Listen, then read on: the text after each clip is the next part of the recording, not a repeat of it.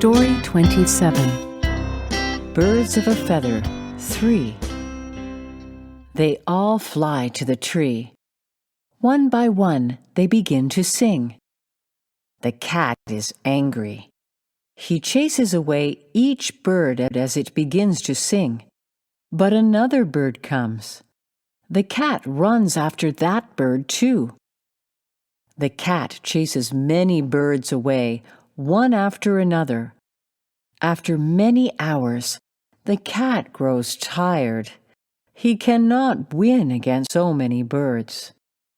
The old bird smiles and says again, "Birds of a feather, stay together. That is what makes us strong."